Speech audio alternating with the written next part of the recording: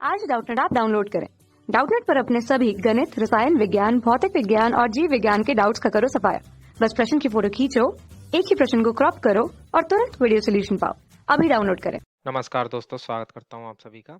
आपका प्रश्न है, निम्नलिखित रेडॉक्स अभिक्रिया में ऑक्सीकारक एवं अपचायक पहचानो। ठीक है, तो यहाँ पर अभिक्रिया दी है 2K2MnO4 plus Cl2 gives me 2KCl plus 2KMnO4। ठीक है, तो आइए हम अपने प्रश्न के उत्तर को समझते हैं तथा देखते हैं कि इसमें जो कौन सा यौगिक है जो ऑक्सीकारक की भांति कार्य करेगा और कौन ऐसा है जो अपचायक की भांति कार्य करेगा। ठीक है, तो पहले तो हम ये समझ लें कि ऑक्सीकारक क्या होंगे और अपचायक क्या होंगे। ठीक है, तो अभिक्रिया में, ठीक है, जिस यौगिक का जो है हमारा ऑक्सीकरण हो रहा होता है, ठीक है, जिस यौगिक का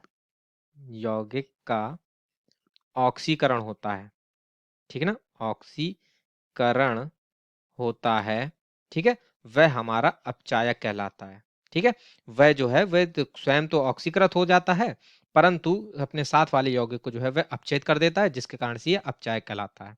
ठीक है, तो अपचायक कौन होगा? जिस यौगिक का ऑक्सीकरण होगा वह हमारा अपचायक होगा। और ऑक्सीकारक कौन होगा? जिस पदार्थ का जो है, या हम कहें जिस यौगिक का जो है हमारा अपचयन होता है।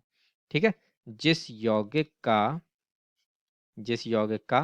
अपचयन होता है, ठीक है, वह हमारा ऑक्सीकारक की भांति कार्य करता है। ठीक है, अपचयन होता है। ठीक है, तो अब ऑक्सीकरण कब होता है? जिसमें जो है ऑक्सीकरण संख्या में वृद्धि होती है। ठीक है ना, यानी कि ऑक्सीडेशन नंबर जो है ये हमारा इसमें वृद्धि होगी तो इसका उस पदार्थ का ऑक्सीकरण होगा, यानी वो जो है हमारा अपचायक की भांति कार्य करेगा। जब ऑक्सीडेशन नंबर ON से तात्पर्य है ऑक्सीडेशन नंबर, ठीक है ना, तो यदि इसमें ह्रास आता है तो उस पदार्थ का अपचयन होता है और जिसका अपचयन होता है वह हमारा ऑक्सीकारक की भांति कार्य करता है। ठीक है ना, तो अब अभिक्रिया में हम देखते हैं कि किस पदार्थ का अपचयन हो रहा है, किसका ऑक्सीकरण हो रहा है, उसके आधार पर जो है हम देखेंगे। ठीक है ना, तो अब यहाँ पर जैसे कि दिया है अभिक्रिया में 2K2MnO4, ठीक है, plus Cl2 gives me 2KCl plus 2KMnO4। ठीक है ना, तो यहाँ पर हम जो है सभी तत्वों की जो है वह ऑक्सीकरण संख्या को लिख लेते हैं। ठीक है ना, तो पहले यहाँ पर हम इसकी देखते हैं, तो ये जो Cl2 जो है ये मुक्त अवस्था में है, इस वजह से इसकी जो ऑक्सीकरण संख्या होगी वो यहाँ पर 0 होगी। ठीक है ना, अब ये जो है जाकर के हमारे KCl में परिवर्तित हो गया।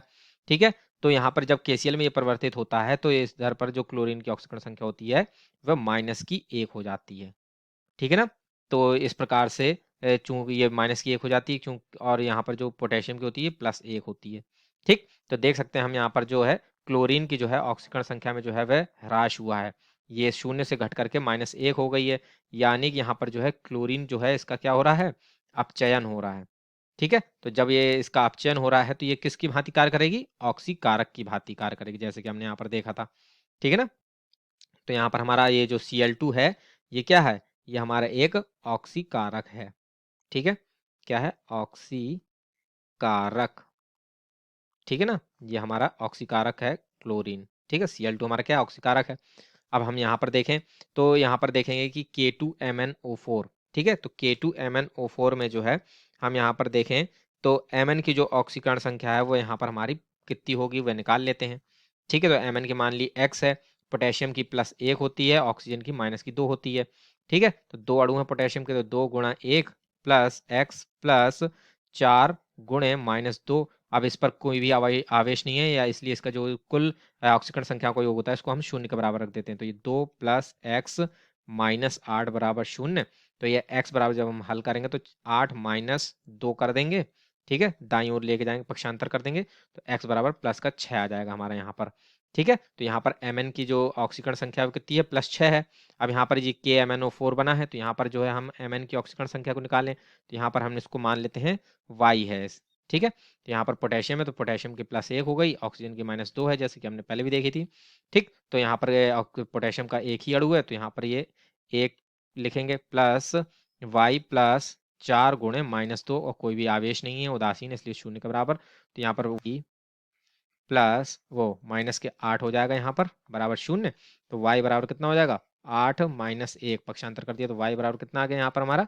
+7 आ जाएगा। ठीक है, तो देख सकते हैं यहाँ पर जो है Mn यानी कि मैंगनीज की ऑक्सीकरण संख्या में जो है वह वृद्धि हो गई। ये +6 से बढ़ करके जो है वह +7 हो गई। ठीक है, वृद्धि हो गई यानी यहाँ पर इसका क्या हो रहा है, ऑक्सीकरण हो रहा है। ठीक है, मैंगनीज का जो है वो क्या हो गया, हमारा ऑक्सीकरण हो गया। तो जिस पदार्थ का हमारा ऑक्सीकरण होता है वह कैसा कार्य करता है, वह अपचायक का कार्य करता है। ठीक है, जैसे कि हमने यहाँ पर समझा था, यानी कि यहाँ पर अपचायक की भांति कौन कार्य करेगा, वो K2MnO4 कार्य करेगा। ठीक है, अपचायक।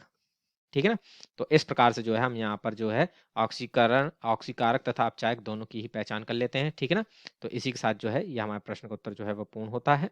ठीक है ना, आशा करता हूँ आप सभी को उत्तर समझ में आया होगा। धन्यवाद। कक्षा 6 से 12वीं से लेकर नीट, IIT, JEE वो एडवांस के लेवल तक 1 करोड़ से ज्यादा छात्रों का भरोसा।